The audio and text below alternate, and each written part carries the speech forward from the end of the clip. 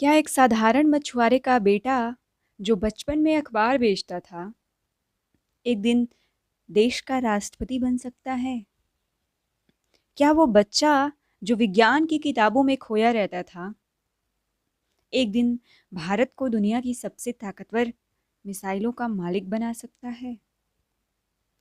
आज हम बात करने जा रहे हैं उस शख्स की जिसे पूरी दुनिया मिसाइल मैन ऑफ इंडिया के नाम से जानती है, डॉक्टर एपीजे अब्दुल कलाम। लेकिन सवाल ये है, आखिर ऐसा क्या किया था उन्होंने कि पूरा देश उन्हें मिसाइल मैन कहने लगा? तो चलिए शुरू करते हैं एक ऐसी कहानी जो सिर्फ विज्ञान की नहीं, बल्कि सपनों, संघर्ष और देशभक्ति की भी कहानी है। भारत के दक्षिणी छोर पर तमिलनाडु के एक छोटे से शहर रामेश्वरम में समुद्र की लहरों के किनारे एक बच्चे का जन्म हुआ 15 अक्टूबर 1931 को। उसका नाम रखा गया अबुल पाकीर जैनुलाब्दीन अब्दुल कलाम। कोई नहीं जानता था कि यही बच्चा एक दिन पूरे भारत का गौरव बनेगा और दुनिया उसे मिसाइल मैन के नाम से जानेगी। कलाम का बचपन बेहद साधारण था। उनके पिता जैनुलाब्दीन एक नाव चलाने वाले थे जो रामेश्वरम और धनुषकोडी के बीच यात्रियों को ले जाते थे। उनकी माँ आशियम्मा एक बहुत ही दयालु महिला थी जो हर जरूरतमंद को खाना खिलाती थी, चाहे घर में कुछ बचा हो या नहीं। गरीबी थी, लेकिन आत्मसम्मान और संस्कारों की कोई कमी नहीं थी। छोटे कलाम सुबह सुबह अखबार बांटते थे ताकि घर की आर्थिक मदद कर सकें। लेकिन हर बार जब वो समुद्र के किनारे बैठकर सूर्योदय देखते, तो उनके मन में एक ही सवाल गूंजता, क्या मैं भी कभी उड़ पाऊंगा? वो घंटों आसमान में उड़ते पंछियों और विमानों को देखते और सोचते कि मनुष्य अगर चाहे तो असंभव को संभव बना सकता है। उनके स्कूल में एक अध्यापक थे, श्री अय्यादुरै सुब्रमण्य अय्यर, जिन्होंने एक दिन कक्षा में मॉडल के जरिए बताया कि पक्षी कैसे उड़ते हैं। उस दिन कलाम की आंखों में आग जल उठी। मैं भी उड़ना चाहता हूँ, मैं भी आकाश छूना चाहता हूँ। बस वहीं से उनकी उड़ान की शुरुआत हुई। रामेश्वरम जैसे छोटे कस्बे में रहकर विज्ञान पढ़ना आसान नहीं था। घर में बिजली नहीं थी, किताबें कम थी, लेकिन जिज्ञासा असीम थी। कलाम कहते थे, अगर आपके सपनों में पंख है तो आसमान खुद आपके लिए झुक जाता है। 10वीं पास करने के बाद उन्होंने तिरुचिरापल्ली में सेंट जोसेफ कॉलेज में दाखिला लिया। वहाँ से भौतिकी की पढ़ाई पूरी की और फिर मद्रास इंस्टीट्यूट ऑफ टेक्नोलॉजी में एरोनॉटिकल इंजीनियरिंग की।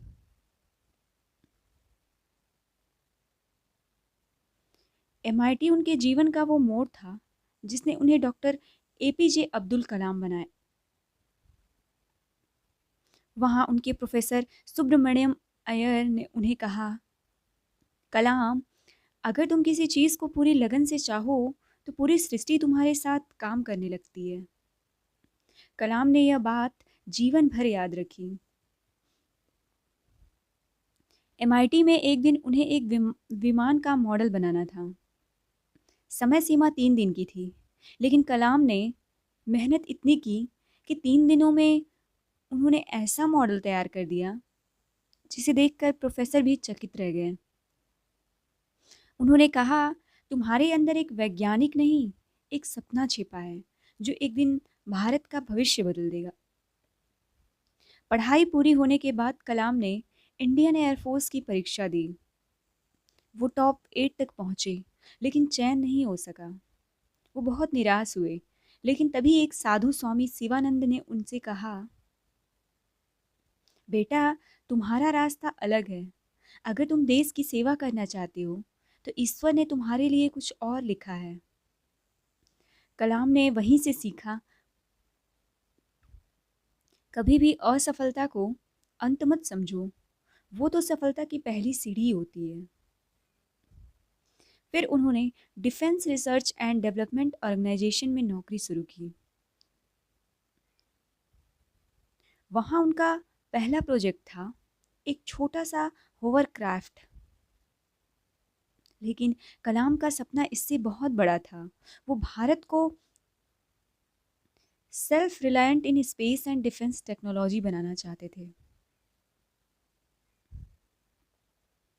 कुछ सालों बाद उन्होंने कुछ सालों बाद उन्हें Indian space research organisation ISRO में भेजा गया। वहां उन्होंने भारत के पहले सैटेलाइट लॉन्च व्हीकल SLV-3 के विकास में मुख्य भूमिका निभाई। यह वो दौर था जब भारत अंतरिक्ष के क्षेत्र में शुरुआती कदम रख रहा था। 1970 का दशक भारत के लिए चुनौतियों और सपनों का दशक था। कलाम दिन रात काम करते, कई बार बिना नींद के, बिना आराम के। एक बार तो वे अपने प्रोजेक्ट में इतना डूब गए कि घर के किसी फंक्शन में भी नहीं जा सके, क्योंकि उनके लिए देश पहले, बाकी सब बाद में था। 18 जुलाई 1980, वो तारीख जिसने इतिहास बदल दिया। उस दिन श्रीहरिकोटा से भारत का पहला स्वदेशी उपग्रह रोहिणी पृथ्वी की कक्षा में सफलतापूर्वक स्थापित किया गया। भारत अंतरिक्ष में पहुंच गया था और उस सफलता के पीछे सबसे बड़ा नाम था डॉक्टर APJ अब्दुल कलाम। उस दिन प्रधानमंत्री इंदिरा गांधी ने कहा, आज भारत ने साबित कर दिया कि अगर हमारे वैज्ञानिक ठान लें तो कोई चीज़ असंभव नहीं। लेकिन यहीं से शुरू हुआ असली सफ़र, मिसाइल टेक्नोलॉजी का। इसरो में सफलता के बाद कलाम को DRDO में वापस बुलाया गया। भारत ने 1974 में पोखरण परमाणु परीक्षण कर लिया था, पर अब हमें रक्षा के क्षेत्र में आत्मनिर्भर बनना था।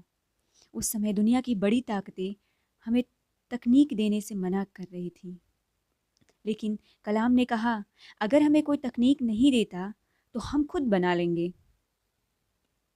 1982 में वो DRDO के director of integrated guided missile development programme बने और वहीं से उनकी असली पहचान बनी, मिसाइल मैन ऑफ इंडिया।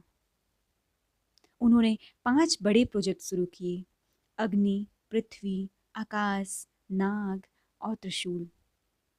ये सिर्फ नाम नहीं थे, बल्कि भारत के आत्मविश्वास के प्रतीक थे। और इसी के साथ शुरू होती है वो कहानी जिसने भारत को मिसाइल पावर बनाया और अब्दुल कलाम को मिसाइल मैन। लेकिन ये तो बस शुरुआत थी।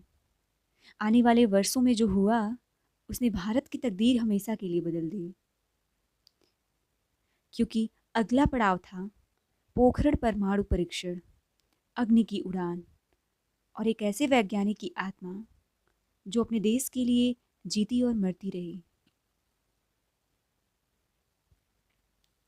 इसरो में सफलता के बाद जब अब्दुल कलाम को फिर से DRDO में बुलाया गया तो यह सिर्फ एक ट्रांसफ़र नहीं था, बल्कि भारत की रक्षा तकनीक में आत्मनिर्भरता की दिशा में पहला कदम था। 1982 में जब उन्होंने DRDO का कार्यभार संभाला, तब भारत मिसाइल टेक्नोलॉजी में बहुत पीछे था। हमारे पास न तो लॉन्च सिस्टम था, न गाइडेंस सिस्टम, न ही कंपोजिट मटेरियल्स। लेकिन कलाम ने ठान लिया, भारत अब किसी से पीछे नहीं रहेगा। उन्होंने अपने ऑफिस की दीवार पर एक वाक्य लिखा था, do we not realise that self respect comes from self reliance. यानी क्या हमें यह एहसास नहीं कि आत्मसम्मान आत्मनिर्भरता से आता है। यही भावना थी IGMDP integrated guided missile development programme के पीछे। 1983 में इस प्रोजेक्ट की शुरुआत हुई। भारत के पास सीमित संसाधन थे, लेकिन अनंत जोश था। इस प्रोजेक्ट का मकसद था भारत के लिए 5 प्रमुख मिसाइलें बनाना: पृथ्वी, त्रिशूल, आकाश, नाग और अग्नि। पृथ्वी भा, भारत की पहली surface to surface ballistic missile, यानी जमीन से छोड़ी जाने वाली वो मिसाइल जो दुश्मन की जमीन पर निशाना साधे। इस प्रोजेक्ट का लक्ष्य था 150 से 300 किलोमीटर की रेंज तक मार करने वाली मिसाइल बनाना। कई वैज्ञानिकों ने कहा यह असंभव है, हमारे पास टेक्नोलॉजी नहीं है। लेकिन कलाम ने कहा अगर देश की रक्षा करनी है तो हमें किसी और के भरोसे नहीं रहना होगा। दिन रात प्रयोग होते रहे, सामग्री भारत में बनानी पड़ी क्योंकि विदेशी देशों ने हमें टेक्नोलॉजी देने से मना कर दिया था। कई रातें कलाम ने अपनी टीम के साथ लैब में ही बिताई। कई बार तो वे सोते नहीं थे, बस दीवारों पर डिज़ाइन बनाते रहते थे।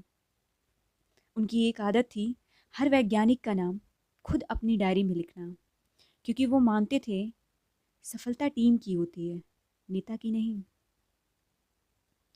1988 राजस्थान के पोखरण रेंज में पृथ्वी की पहली सफल टेस्टिंग हुई।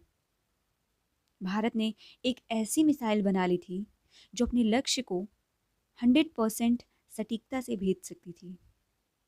ये वही साल था जब पहली बार अखबारों में छपा India successfully test Prithvi missile led by doctor APJ Abdul कलाम।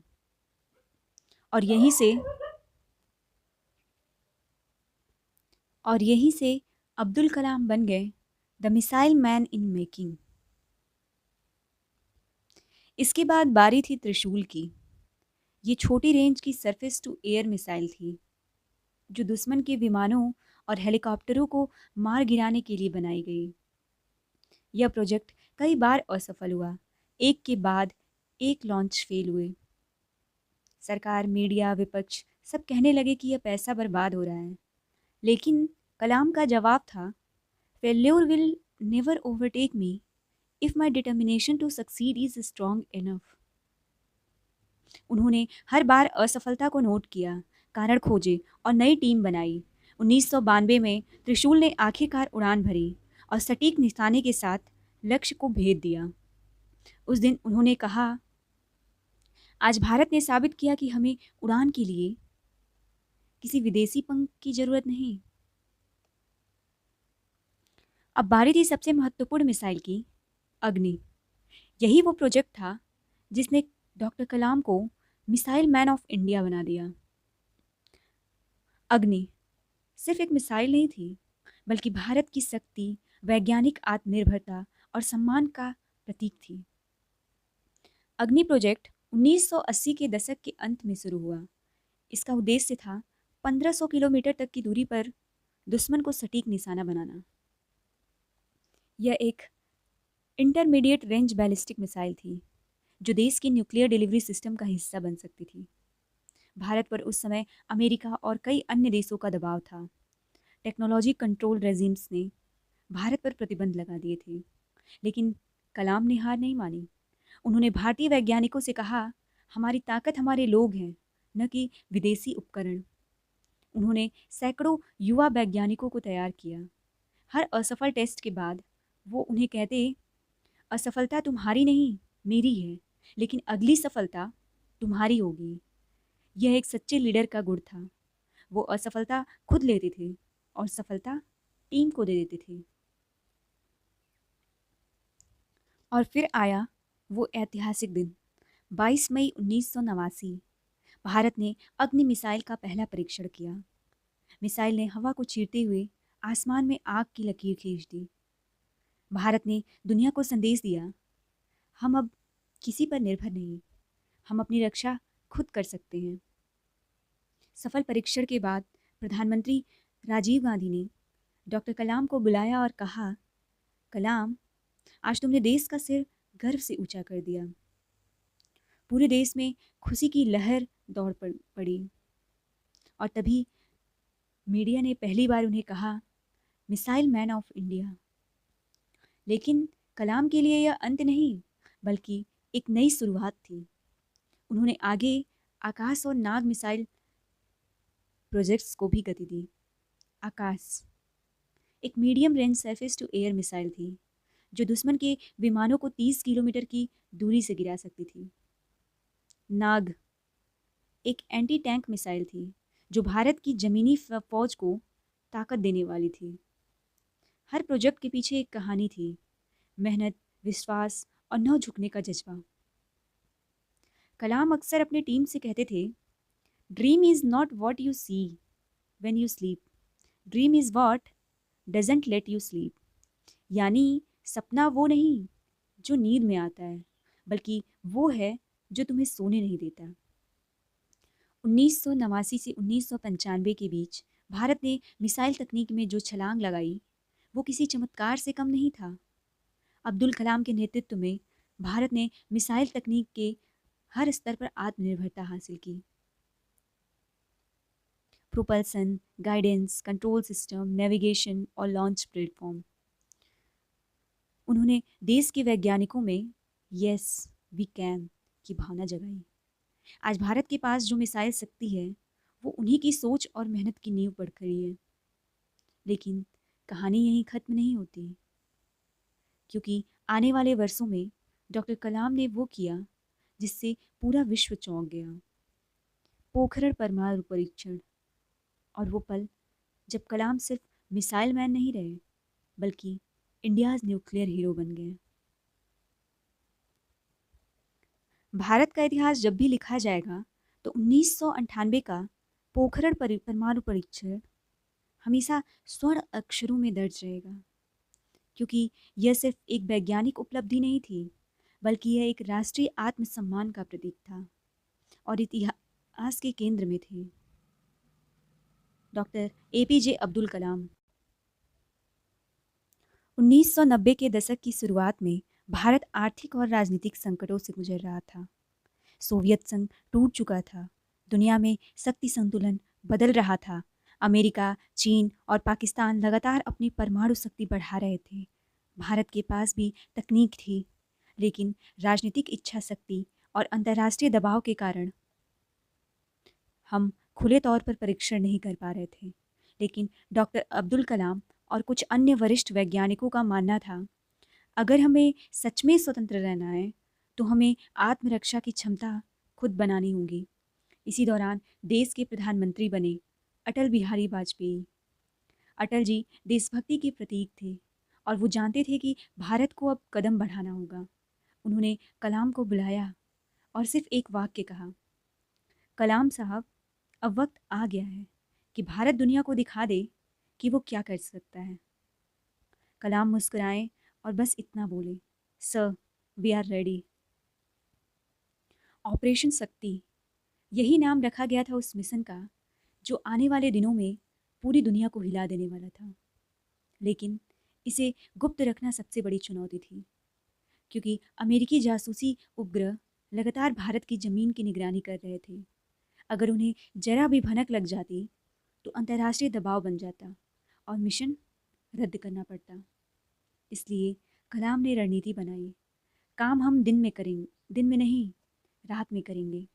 सारा काम पोखरण के रेगिस्तान में किया जाएगा, जहाँ तापमान 50 डिग्री से ऊपर होता था और रेत सब कुछ निगल जाती थी।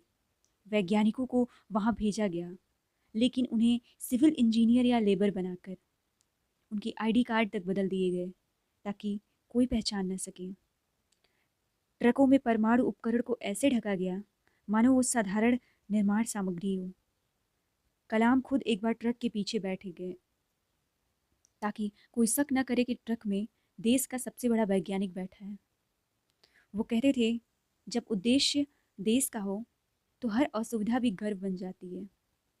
पोखरण के रेगिस्तान में टेंट लगाए गए, रेत के नीचे सुरंगें खोदी गई, इतनी गहराई में कि विस्फोट से किसी को पता न चले। हर रात वैज्ञानिक काम करते, दिन में सब कुछ छिपा दिया जाता। कई बार उन्हें बिना पानी और भोजन के घंटों तक रहना पड़ा, लेकिन किसी के चेहरे पर थकान नहीं थी, क्योंकि सबको पता था वो इतिहास लिख रहे हैं। कलाम हर व्यक्ति से जाकर हाथ मिलाते और उनसे कहते, हम किसी को हराने नहीं जा रहे हैं, हम सिर्फ अपनी सुरक्षा की दीवार बना रहे हैं।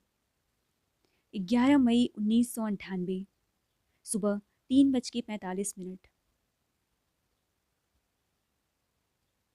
रेगिस्तान की हवाएं शांत थीं। पूरी टीम नियंत्रण केंद्र में तैयार थी। कलाम, राजगोपाल चिदम्बरम और सभी वैज्ञानिक एक एक सेंसर देख रहे थे। घड़ी ने 10:13 बजाए। कलाम ने बटन दबाया और अगले ही पल धरती कांप उठी। रेत का पहाड़ हवा में उड़ा। पोखरण की जमीन से निकली वो आग की लहरें भारत की सीमाओं से निकलकर पूरी दुनिया तक पहुंची। भारत ने सफल परमाणु परीक्षण कर लिया था। 3 विस्फोट हुए, 2 फ्यूजन और 1 फिसन बम के। कुछ ही मिनटों में सारा देश टीवी के सामने था। लोगों की आंखों में आंसू थे, क्योंकि वो जानते थे आज भारत ने सच में विश्व गुरु बनने की दिशा में कदम रखा है।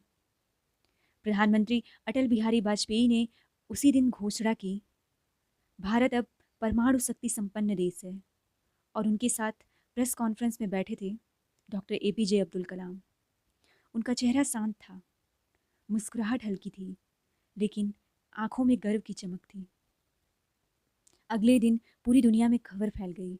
अमेरिका ने कहा, India has solved the world.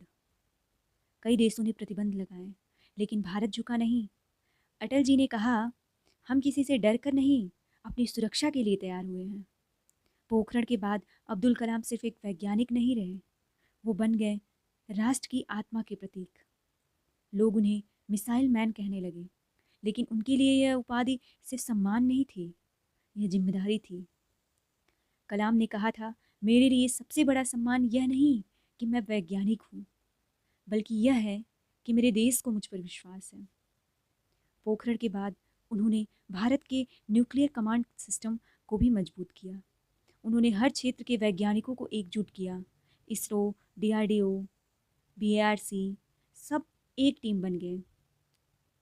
और यही उनकी सबसे बड़ी ताकत थी, टीम बनाना और सबको एक लक्ष्य में जोड़ देना। लेकिन इस सफलता के पीछे जो विनम्रता थी, वो कलाम को अलग बनाती थी। पोखरण के बाद जब एक पत्रकार ने उनसे पूछा, डॉक्टर कलाम, क्या आपको लगता है कि आपने इतिहास रच दिया?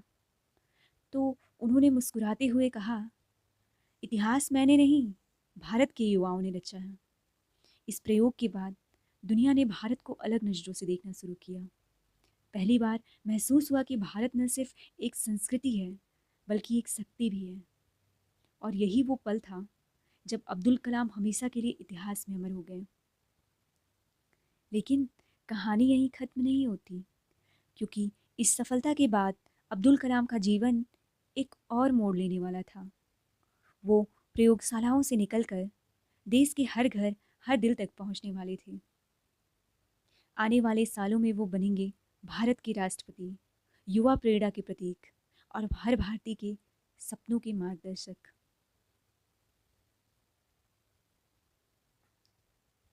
पोखरण परीक्षण के बाद जब भारत का झंडा दुनिया के सबसे ताकतवर देशों के बीच लहराने लगा, तो एक नाम था जो हर भारतीय की जुबान पर था, डॉक्टर एपीजे अब्दुल कलाम। एक वैज्ञानिक, एक दूरदर्शी और सबसे बढ़कर एक सच्चा देशभक्त। लेकिन किसे पता था कि आने वाले सालों में यही वैज्ञानिक भारत के राष्ट्रपति भवन में पहुंच जाएगा, और वो जगह जहां कभी उसने सपनों में भी नहीं सोचा था। साल 2002 भारत की राजनीति अपने एक और बड़े मोड़ पर थी। राष्ट्रपति के चुनाव की चर्चा हर जगह थी, कई नामों पर विचार हो रहा था। और अचानक प्रधानमंत्री अटल बिहारी वाजपेयी ने एक नाम सुझाया, जिससे पूरा देश हैरान रह गया। उन्होंने कहा, हम चाहते हैं कि अगला राष्ट्रपति ऐसा व्यक्ति हो जो सिर्फ राजनीति नहीं, बल्कि पूरे राष्ट्र का प्रतिनिधित्व करे। वो जो बच्चों के सपनों में भरोसा जगाए और जिसने भारत का सिर ऊंचा किया हो। और फिर अटल जी ने कहा, मैं उस व्यक्ति का नाम प्रस्तावित करता हूँ, डॉक्टर एपीजे अब्दुल कलाम। पूरे संसद भवन में सन्नाटा छा गया। फिर धीरे धीरे तालियों की आवाज़ गूंजने लगी। हर पार्टी, हर राज्य, हर विचारधारा के लोगों ने कहा, हाँ, यही है सही उम्मीदवार। कलाम उस वक्त किसी सरकारी बंगले में नहीं, बल्कि डीआरडीओ के एक छोटे से कमरे में रहते थे। जब मीडिया ने उनसे पूछा, सर, आपको राष्ट्रपति पद का प्रस्ताव मिला है, आप क्या कहेंगे? तो उन्होंने बस मुस्कुरा कर कहा, मैंने हमेशा देश की सेवा प्रयोगशालाओं से की। अगर अब मुझे ये सेवा जनता के बीच से करनी है, तो ये मेरे लिए सम्मान की बात होगी। 25 जुलाई 2002 संसद भवन का वह दिन इतिहास बन गया। देश का हर नागरिक टीवी स्क्रीन पर नजरें गड़ाए बैठा था। सादा सफ़ेद कुर्ता, हल्की मुस्कान और सिर पर उड़ते हुए सिल्वर बाल, वो व्यक्ति मंच की ओर बढ़ रहा था और कुछ ही पलों में शपथ ली, मैं अबुल पाकिर जैनुलाब्दीन अब्दुल कलाम ईश्वर के नाम पर शपथ लेता हूँ। और उसी पल भारत के वैज्ञानिक इतिहास का सबसे बड़ा अध्याय लिखा गया। डॉक्टर एपीजे अब्दुल कलाम बन गए भारत के 11वें राष्ट्रपति। लेकिन कलाम बाकी राष्ट्रपतियों जैसे नहीं थे। वो किसी औपचारिकता या राजनीतिक सीमाओं में बंधे व्यक्ति नहीं थे। वो जनता के राष्ट्रपति थे, the people's president. Rashtrapati Bhavan में पहुंचने के बाद भी उनकी दिनचर्या नहीं बदली। सुबह सूर्योदय से पहले उठना, प्रार्थना करना, वैज्ञानिक लेख पढ़ना और फिर दिन की शुरुआत करना। वो अपने स्टाफ से कहते, मैं यहाँ राजा बनकर नहीं आया, मैं तो यहाँ जनता का सेवक बनकर आया हूँ। राष्ट्रपति बनने के बाद भी वो बच्चों से मिलने जाते। उनका सबसे प्रिय कार्य था स्कूल और कॉलेजों में जाना और वहाँ छात्रों को प्रेरित करना। वो कहते थे, भारत का भविष्य संसद में नहीं, बल्कि कक्षा के कमरों में तय होता है। एक बार एक स्कूल के बच्चे ने उनसे पूछा, सर, आप इतने बड़े वैज्ञानिक हैं, फिर भी इतने विनम्र क्यों हैं? कलाम मुस्कुराए और बोले, क्योंकि विनम्रता ही सच्चे ज्ञान का पहला संकेत है। राष्ट्रपति भवन के अंदर उनकी सादगी आज भी याद की जाती है। वो महंगे कपड़े नहीं पहनते थे, न बड़े भोज में दिलचस्पी, न दिखावे में। उनका कहना था, मेरे लिए सबसे बड़ी विलासिता है एक सच्चा मुस्कान और मेहनत। कई बार वो रात को राष्ट्रपति भवन की बालकनी में बैठ जाते और सितारों को देखते हुए कहते, कभी मैं आकाश को छूने का सपना देखता था और आज मैं चाहता हूँ कि भारत का हर बच्चा भी वही सपना देखे। उनका सबसे प्रसिद्ध इनिशिएटिव था विज़न 2020, जिसमें उन्होंने सपना देखा कि भारत को 2020 तक एक विकसित राष्ट्र बनाना है। उन्होंने युवाओं से कहा, अगर आप भारत को बदलना चाहते हैं तो पहले खुद को बदलो। देश तुम्हारे अंदर है, बस उसे जगाने की ज़रूरत है। राष्ट्रपति होने के बावजूद वो हर ईमेल का जवाब खुद देते थे, हर पत्र पढ़ते थे।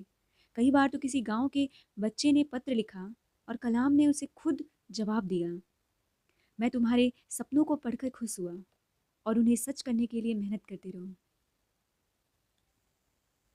वो मानते थे कि राष्ट्रपति का असली कर्तव्य जनता से संवाद रखना है, न कि केवल भाषण देना। एक बार राष्ट्रपति भवन में एक गरीब बच्चे को लाया गया था, जिसने सड़कों पर जूते पॉलिश करते हुए अपनी पढ़ाई जारी रखी थी। कलाम ने उसे अपने पास बुलाया, उसका सिर सहलाया और कहा, तुम्हारे अंदर वही चिंगारी है जो मेरे अंदर थी। वो बच्चे की आंखों में देख रहे थे जैसे खुद अपना बचपन देख रहे हों।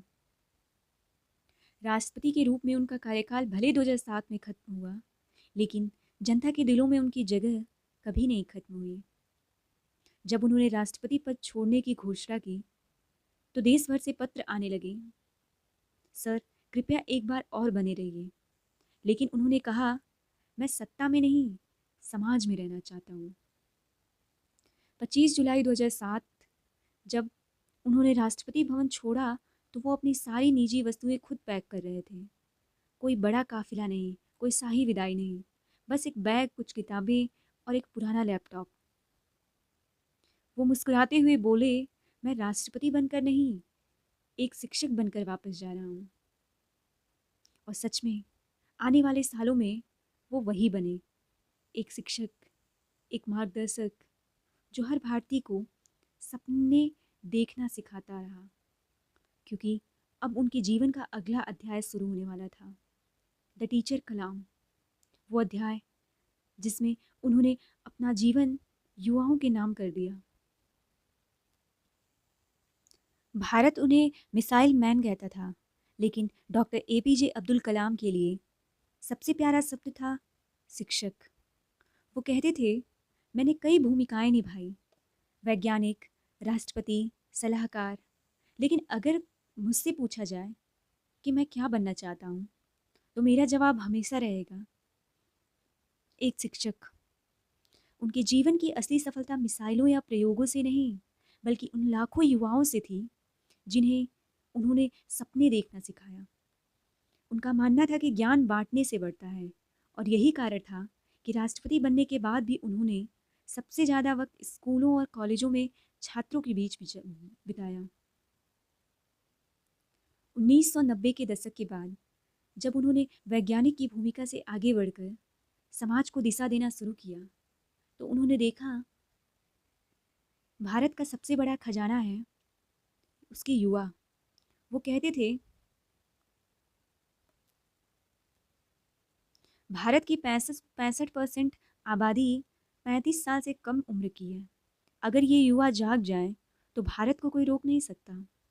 यही सोच लेकर उन्होंने 1998 में एक ऐतिहासिक किताब लिखी, India 2020, a vision for the new millennium. इस किताब में उन्होंने वैज्ञानिक सोच और मानवता का अद्भुत मेल दिखाया। उन्होंने बताया कि भारत 2020 तक एक विकसित राष्ट्र बन सकता है, अगर उसके युवा अपनी सोच बदले और अपनी जिम्मेदारी समझें।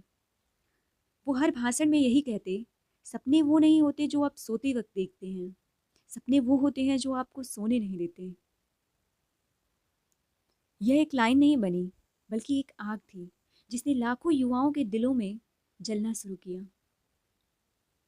अब्दुल कलाम जब मंच पर आते तो कोई भाषण नहीं देते थे, बल्कि एक बातचीत शुरू करते थे। उनकी बातें सीधे दिल में उतरती थी, क्योंकि वो किताबों से नहीं, जीवन के अनुभवों से बोलते थे। एक बार दिल्ली के एक कॉलेज में उन्होंने कहा, अगर तुम्हें असफलता का डर है, तो याद रखना, असफलता कभी तुम्हारा अंत नहीं, बल्कि शुरुआत का संकेत होती है। सारा हॉल तालियों से गूंज उठा। उनके शब्दों में जादू था। वो कहते थे, मैं तुमसे कहता हूँ, अपने भीतर की आग को पहचानो। दुनिया तुम्हें तभी याद रखेगी जब तुम्हारे भीतर कुछ जलता रहेगा। युवाओं के प्रति उनका लगाव इतना सच्चा था कि वे किसी भी मंच पर उतरने से पहले यही कहते, my message specially to young people is to have courage to think differently, to invent, to travel the unexplored path. Doctor Kalam सिर्फ वैज्ञानिक नहीं, विचारों के लेखक भी थे। उनकी आत्मकथा विंग्स ऑफ फायर, अग्नि की उड़ान, 1999 में प्रकाशित हुई। इस किताब में उन्होंने अपने संघर्ष की पूरी कहानी बताई, कैसे एक मछुआरे का बेटा जो बचपन में अखबार बेचता था, कदम दर कदम आगे बढ़कर भारत का सर्वोच्च वैज्ञानिक बना। किताब का हर पन्ना प्रेरणा से भरा है। वो कहते हैं, मेरी सफलता मेरे अकेले की नहीं है, मेरे गांव, मेरे माता पिता और मेरी टीम की सफलता है। इसके बाद उन्होंने लिखी इग्नाइटेड माइंड्स, जिसमें उन्होंने युवाओं से सवाल किया, क्या तुम भारत को बदलने के लिए तैयार हो? इस किताब का हर अध्याय एक पुकार था कि अब समय है सोच को जगाने की, सीमाओं को तोड़ने की और देश के लिए कुछ करने का। फिर आई गाइडिंग साउल्स,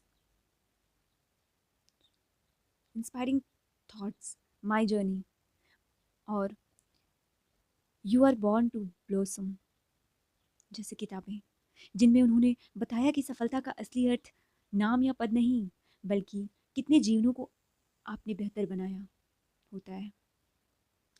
जब 2002 में वे भारत के 11वें राष्ट्रपति बने, तो पूरा देश जैसे मुस्कुरा उठा। राष्ट्रपति भवन का माहौल बदल गया। जहाँ पहले औपचारिकता थी, वहाँ अब आत्मीयता थी। वो बच्चों को आमंत्रित करते, उनसे बातें करते, उनके सपनों को सुनते। उन्होंने राष्ट्रपति भवन को जनता का घर बना दिया। एक बार एक स्कूली बच्चा उनसे मिलने आया और पूछा, सर क्या मैं भी वैज्ञानिक बन सकता हूँ? कलाम ने मुस्कुरा कर कहा, क्यों नहीं, तुम भी वही कर सकते हो जो मैंने किया, बस अपने सपनों से प्यार करो।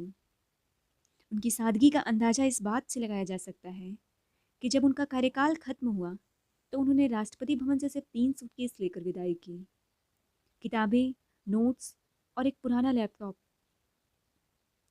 उन्होंने कहा था, राष्ट्रपति बनना मेरे लिए एक पद नहीं था, बल्कि यह एक और कक्षा थी जहां मैं पूरे देश के छात्रों को पढ़ा सकता था। 27 जुलाई 2015 का दिन था। अब्दुल कलाम IIM शिलोंग में क्रिएटिंग अ लाइवेबल प्लैनेट अर्थ पर व्याख्यान देने पहुंचे थे। छात्र उनकी हर बात को ध्यान से सुन रहे थे कि अचानक मंच पर ही उनका शरीर झुक गया और वो गिर पड़े। पूरे देश की आंखें नम हो गईं। वो गए भी उसी काम में जिसे वो सबसे ज़्यादा प्यार करते थे, युवाओं को प्रेरित करना, सिखाना और मुस्कुराना। उनके अंतिम शब्दों में भी वही जोश था। मैं अपने देश के हर युवा पर भरोसा करता हूँ, वो जो चाहें वो कर सकते हैं। उनकी मृत्यु नहीं हुई क्योंकि उनके विचार आज भी हर युवा में सांस ले रहे हैं जो अपने सपनों के लिए मेहनत करता है। वो मानते थे, अगर तुम सूरज की तरह चमकना चाहते हो तो पहले सूरज की तरह जलना सीखो। उनके जीवन का सार यही था, कभी हार मत मानो, कभी रुकना मत, क्योंकि जैसा वो कहते थे, तुम तब तक नहीं हारते जब तक तुम खुद हार नहीं मान लेते।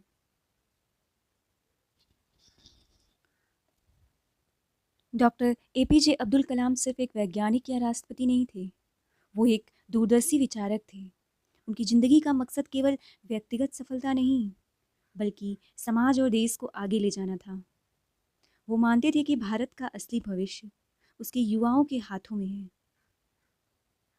उनके शब्द में dream, dream, dream, dreams transform into thoughts and thoughts result in action.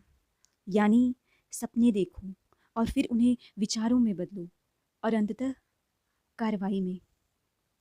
उनका विज़न स्पष्ट था, इंडिया 2020। उन्होंने अपने जीवन में कई मंचों पर यह विचार रखा कि भारत को 2020 तक एक विकसित और आत्मनिर्भर राष्ट्र बनाना है। इस विजन के लिए उन्होंने युवाओं से कहा, you have to ignite the young minds, they are the real strength of India. यानी युवाओं के मन में आग लगाना जरूरी है, क्योंकि वही भारत की असली शक्ति है। कलाम चाहते थे कि शिक्षा सिर्फ ज्ञान देने तक सीमित न रहे। उनकी सोच थी, education is not just learning from books, it is about igniting the mind.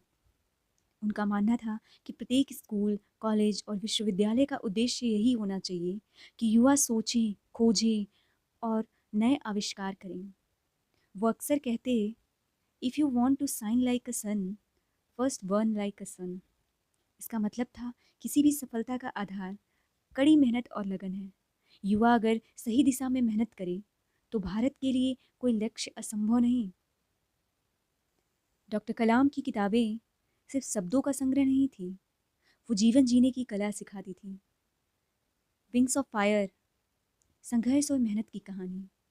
Ignited minds, युवाओं में देशभक्ति और सोच जगाने वाली। इंडिया 2020, भारत को विकसित राष्ट्र बनाने का रोड मैप।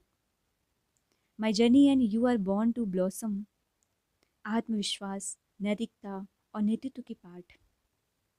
हर किताब का संदेश एक था, युवा अपने सपनों को हकीकत में बदल सकते हैं, और इसी संदेश ने लाखों युवाओं को प्रेरित किया। राष्ट्रपति बनने के बाद भी डॉक्टर कलाम ने युवाओं से संवाद जारी रखा। वे हर विश्वविद्यालय, स्कूल और कॉलेज जाते। उनके भाषण सरल, स्पष्ट और प्रभावशाली होते। वे कहते थे, great dreams of great dreamers are always transcended. यानी महान सपने हमेशा पूरे होते हैं, बस उन्हें पूरा करने की हिम्मत चाहिए। उनके भाषण युवाओं को सिर्फ प्रेरित नहीं करते थे, बल्कि उन्हें सोचने और काम करने के लिए प्रेरित करते थे। वे सवाल पूछते, तुम क्या बनना चाहते हो? और छात्रों के जवाब सुनकर कहते, बहुत अच्छा, लेकिन याद रखो, तुम भारत के भविष्य को भी आकार दे रहे हो। 2002 से 2007 तक राष्ट्रपति रहते हुए भी कलाम का प्राथमिक लक्ष्य युवा थे। वो राष्ट्रपति भवन को जनता का घर मानते थे। हर महीने वे स्कूल और कॉलेजों के बच्चों से मिलते। वे बच्चों के सवाल सुनते और उन्हें जवाब देते और हर छात्र को यह महसूस कराते कि उनका सपना महत्वपूर्ण है। उनकी सादगी, विनम्रता और सरल जीवन शैली ने उन्हें पीपल्स प्रेसिडेंट बना दिया। वो मानते थे कि पद का महत्व नहीं, बल्कि सेवा का महत्व है। उनकी आदत थी हर ईमेल का खुद जवाब देना, हर पत्र पढ़ना और युवा पीढ़ी के साथ जुड़ना। 2015 में IIM शिलोंग में व्याख्यान देते हुए उन्होंने अंतिम सांस ली। उनकी अंतिम प्रेरणा यही थी, युवा भारत का भविष्य है। वे कहते थे, dreams transform into thoughts and thoughts result in action, so dream think act. उनका जीवन हमें यही सिखाता है, सपने देखो, उन्हें बड़ा सोचो, कड़ी मेहनत और अनुशासन के साथ उन्हें साकार करो, दूसरों की भलाई के लिए काम करो और सबसे महत्वपूर्ण, अपने जीवन में विनम्रता और सादगी बनाए रखो। डॉक्टर कलाम का विज़न, उनके विचार और उनके कार्य आज भी भारत के हर युवा के दिल में जीवित हैं। उनकी ज़िंदगी हमें यह सिखाती है कि महानता पद या पुरस्कार से नहीं, बल्कि सपनों और सेवा से आती है। डॉक्टर APJ अब्दुल कलाम 27 जुलाई 2015 को हमारे बीच नहीं रहे, लेकिन उनकी सोच, उनका विजन और उनका संदेश आज भी हर युवा के दिल में जिंदा है। उनके जाने के बाद भी भारत के कई स्कूल, कॉलेज और विश्वविद्यालय उनकी शिक्षाओं को अपनाकर छात्रों को प्रेरित कर रहे हैं। वे हमेशा कहते थे, you have to dream before your dreams can come true. और यही मंत्र आज भी लाखों युवाओं को अपने सपनों को की दिशा दिखा रहा है। उनका प्रभाव सिर्फ छात्रों पर नहीं, बल्कि पूरी जनता पर पड़ा। लोग उन्हें राष्ट्रपति या वैज्ञानिक के रूप में नहीं, बल्कि भारत का शिक्षक मानते थे। उनकी किताबें, भाषण और जीवन दर्शन अभी युवा पीढ़ी को उत्साहित करते हैं कि वे कुछ बड़ा करें, कुछ नया करें और अपने देश के लिए योगदान दें। कलाम हमेशा युवाओं को यही कहते थे, dreams are not those which you see while sleeping, they are dreams which do not let you sleep. यानी सपने वो नहीं जो सोते समय देखते हैं, बल्कि वे सपने हैं जो आपको काम करने के लिए जागृत रखते हैं। उनकी प्रेरणा से कई युवा वैज्ञानिक बने, कई शिक्षक बने और कई सामाजिक कार्यों में लगे। वे मानते थे कि भारत का भविष्य उसके युवा में है और इसलिए उन्होंने पूरा जीवन युवाओं को मार्गदर्शन देने में लगा दिया। वे हर छात्र से कहते, do not take rest after your first victory, because if you fail in second, more lips are waiting to say that your first victory was just luck. यानी पहला सफलता हासिल करने के बाद रुकना मत, लगातार मेहनत करो, क्योंकि असली सफलता तो निरंतर प्रयास में है। Wings of fire, ignited minds और इंडिया 2020 जैसी किताबें आज भी लाखों युवाओं को प्रेरित करती हैं। उनकी हर किताब में सिर्फ ज्ञान नहीं, बल्कि जीवन जीने की कला और देश के लिए योगदान की प्रेरणा है। उनके भाषण और इंटरव्यू भी युवाओं के लिए मार्गदर्शक बन गए। वे कहते थे, excellence happens not by accident, it is a process. अर्थात उत्कृष्टता कभी संयोग से नहीं आती, बल्कि मेहनत और प्रक्रिया से आती है। उनकी मृत्यु के बाद भी भारत में हर साल उनके जन्मदिन और उनकी पुण्यतिथि पर स्कूल, कॉलेज, संस्थानों में उनके विचार को साझा किया जाता है। डॉक्टर कलाम युवा पीढ़ी के लिए प्रेरणा के प्रतीक बने हुए हैं। उनकी जीवन यात्रा हमें सिखाती है कि सपनों को बड़े देखो, कड़ी मेहनत करो, विनम्र रहो और देश के लिए कुछ करो। आज भी उनके विचार हर युवा को कह रहे हैं, let us sacrifice our today so that our children can have better tomorrow. यानी आज का परिश्रम ही बच्चों के भविष्य को उज्जवल बनाता है। उनकी विरासत सिर्फ किताबों या पुरस्कारों में नहीं, बल्कि हर युवा में जो उनके सपने और उनके दृष्टिकोण से प्रेरित होता है, में जीवित हैं। वे हमें याद दिलाते हैं कि महानता पद या ताकत से नहीं, बल्कि सपनों, कर्म और सेवा से आती है। डॉक्टर अब्दुल कलाम ने अपने जीवन में यह साबित किया कि गरीबी कोई बाधा नहीं है, सीमित संसाधन कोई रोक नहीं है और असफलता कभी स्थायी नहीं होती। अगर आपके भीतर जोश, जुनून और देशभक्ति है तो आप भी अपने जीवन में कुछ बड़ा कर सकते हैं। आज भी भारत के हर कोने में बच्चे उनके सपनों को पढ़ रहे हैं, उनकी बातें सुन रहे हैं और उनका अनुसरण कर रहे हैं। यही डॉक्टर कलाम की असली महानता है। मिसाइल मैन नहीं, बल्कि भारत के हर युवा के दिल में एक शिक्षक। डॉक्टर एपीजे अब्दुल कलाम का जीवन हमें सिखाता है कि सपने, मेहनत और ईमानदारी ही किसी भी व्यक्ति की असली पहचान बनाते हैं। उनके लिए पद, सम्मान या पुरस्कार कभी प्राथमिकता नहीं थे। उनका लक्ष्य हमेशा था युवाओं को प्रेरित करना और भारत को आत्मनिर्भर बनाना। उन्होंने युवाओं से बार बार कहा, you have to dream before your dreams can come true, यानी अपने सपनों को हकीकत बनाने के लिए पहले उन्हें सोचना और देखना जरूरी है। उनकी शिक्षा का मूल मंत्र यही था, सोचो, सपने देखो और कर्म करो। कलाम का जीवन इस बात का जीवंत उदाहरण है कि सपने केवल सोचने से पूरे नहीं होते। वे हमेशा कहते थे, excellence happens not by accident, it is a process. उत्कृष्टता संयोग से नहीं, बल्कि मेहनत, अनुशासन और लगातार प्रयास से आती है। चाहे वह मिसाइलों का विकास हो, भारत 2020 की योजना हो या युवाओं के लिए प्रेरक भाषण, हर कार्य में उन्होंने यही सिद्धांत अपनाया। वे युवाओं से यह भी कहते थे कि असफलताओं से मत डरिए। Failure will never overtake me if my determination to succeed is strong enough. असफलता कभी आपकी जीत को नहीं रोक सकती, अगर आपके भीतर सफलता की दृढ़ इच्छा हो। यह विचार हर युवा के लिए प्रेरणा बन गया है कि कठिन परिस्थितियों में भी आगे बढ़ो और कभी हार मत मानो। डॉक्टर कलाम ने शिक्षा को सिर्फ पढ़ाई और किताबों तक सीमित नहीं रखा। उनका मानना था कि शिक्षा का असली उद्देश्य सोचने की शक्ति बढ़ाना और सही दिशा में मार्गदर्शन देना। उनकी किताबें wings of fire, ignited minds, India 2020, you are born to blossom सिर्फ ज्ञान नहीं देती, बल्कि युवाओं को जीवन में सही मूल्य, नैतिकता और देशभक्ति सिखाती हैं। वे युवाओं से हमेशा कहते थे, great dreams of great dreamers are always transcended. महान सपने हमेशा पूरे होते हैं, बस ज़रूरत है उन्हें साकार करने की लगन और मेहनत की। उनका मानना था कि भारत की असली शक्ति उसके युवा हैं। वे युवाओं को कहते थे, let us sacrifice our today so that our children can have a better tomorrow. आज की मेहनत ही बच्चों और देश के भविष्य को उज्जवल बनाती हैं। उनके विचार आज भी हर छात्र, शिक्षक और नागरिक के लिए प्रेरणा हैं। उनकी विरासत सिर्फ किताबों में या पुरस्कारों में नहीं, बल्कि हर युवा के अंदर उस आग में जीवित है जो देश और समाज के लिए कुछ बड़ा करने की प्रेरणा देती है। डॉक्टर अब्दुल कलाम कहते थे, if you want to shine like a sun, first burn like a sun. अर्थात अगर आप सूरज की तरह चमकना चाहते हैं तो पहले सूरज की तरह जलना सीखिए।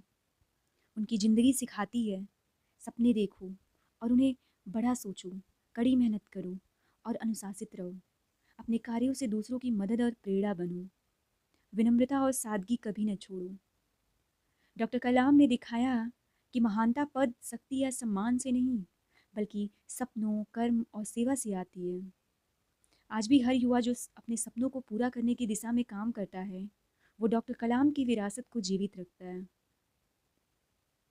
उनका जीवन, उनका संदेश और उनका विजन हमें यह याद दिलाता है कि एक व्यक्ति अपनी सोच और कर्म से पूरे देश को प्रेरित कर सकता है।